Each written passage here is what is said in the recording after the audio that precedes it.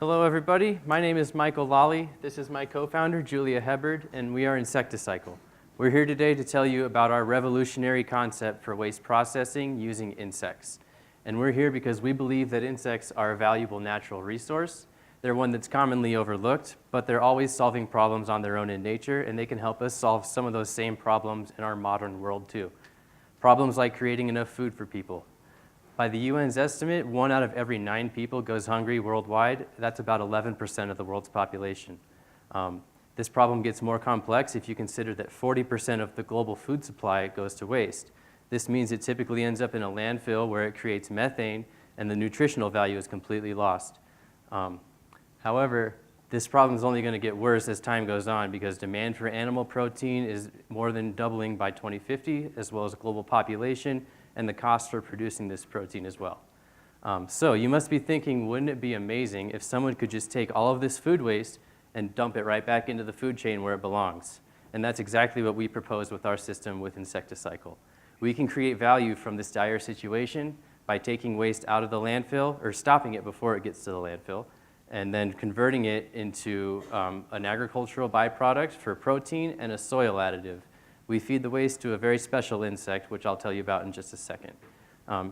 So the black soldier fly is the insect we're using, and there's very many reasons why it's an important insect.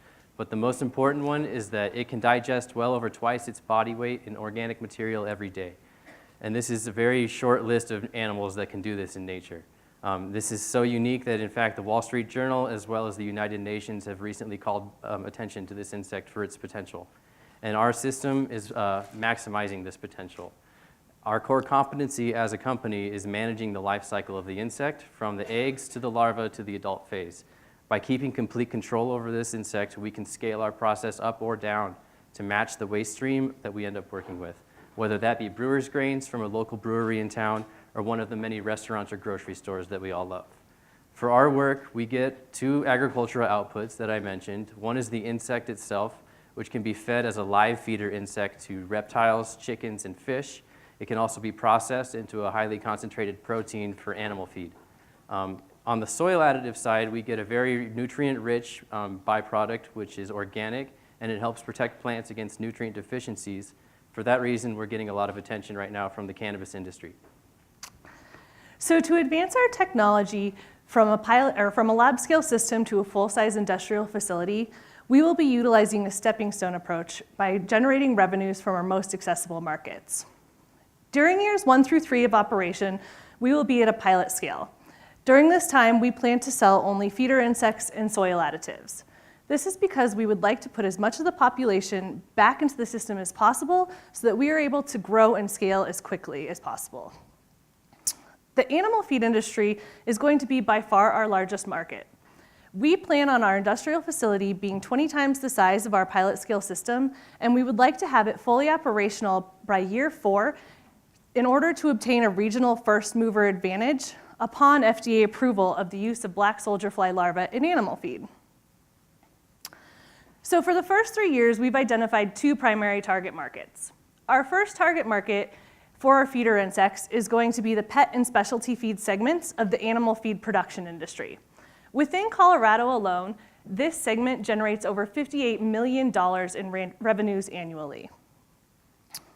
For our soil additive, we are looking to the soil seeds and fertilizer segment of the cannabis industry. Within Colorado, this segment generates over $145 million in annual revenues.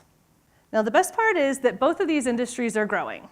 However, we are choosing to concentrate our efforts on our soil additive, in part because the cannabis industry is by far the fastest growing within the United States. It has seen over 30% annual growth from 2011 to 2015 and is expected to continue to grow at this same rate annually in the coming 5 years. So in terms of competition for our feeder insects, we will be up against other species, including crickets and mealworms. However, there are only 3 established companies that are utilizing black soldier fly technologies at this time. For our soil additive, our competitors will include all of their soil additives and fertilizers, but we have spoken with numerous owners from garden supply stores as well as industry experts who have stated that insect-based fertilizers are an industry trend at the moment as cannabis growers seek to differentiate themselves in a saturated marketplace. Now, once we scale to industrial size and start producing animal feed, our competitive landscape changes drastically. Not only will our competition include animal protein, but traditional commodities used as inputs such as corn, soy, and fish meal. We offer a competitive advantage in that these commodities suffer from extreme seasonal price variations. Insecticycle, because of the nature of our system, can help to stabilize these costs and make it easier for ranchers to predict their prices. Moreover, we offer a higher value-added process than other food waste disposal methods, such as industrial composting or anaerobic digestion. Currently, we have partnered with Funkworks Brewery here in Fort Collins, Colorado, who is supplying us with brewer's grains at no cost. We have spoken with food waste experts from CSU Housing and Dining, as well as Keystone Resorts, among others, who have all stated they are looking for ways to increase their sustainability efforts and decrease their disposal costs. On the demand side of the equation, we are working with Backcountry Cannabis to conduct a controlled study using our soil additive this coming summer, and we have secured a letter of intent to purchase from GrowWise, a garden supply store located in Lakewood, Colorado. For our feeder insects, we are in talks with Scales and Tails, a specialty pet supply store who operates at 7 different locations throughout the Front Range, about getting our products onto their shelves. So because of the nature of our system, coupled with our plan to co-locate with suppliers, we anticipate having low raw materials costs and high capital expenditures. This is going to give us great gross margins, but it's why you're going to notice these negative numbers here in year 1 when we're implementing our pilot scale system, and then again in year 4 when we scale to a full-size industrial facility. Currently, we are seeking funds from family, friends, business pitch competitions, and small business loans, and to date, we have secured over $8,500 in funding. To scale to a full-size industrial facility, we plan to seek funds from angels or impact investors.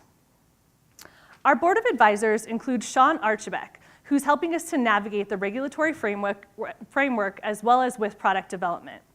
Tom Dean is helping us develop our business model as well as strategy, and Sammy and John Huntington are our mentors in advising us on the design of our pilot scale system. The management team includes myself, Julia Hebbard. I am a social and sustainable enterprise MBA who has over 10 years experience in marketing, branding, design, and business development, as well as Mike Lawley.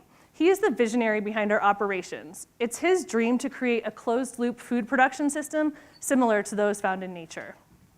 If we are successful by the end of year 5, we will have stopped over 1 million pounds of food from crossing over to the dark side and making its way into landfills. We will have sequestered over 2,000 tons of methane from being emitted into the atmosphere, and we will have been able to have helped ranchers save thousands and thousands of dollars. Thank you.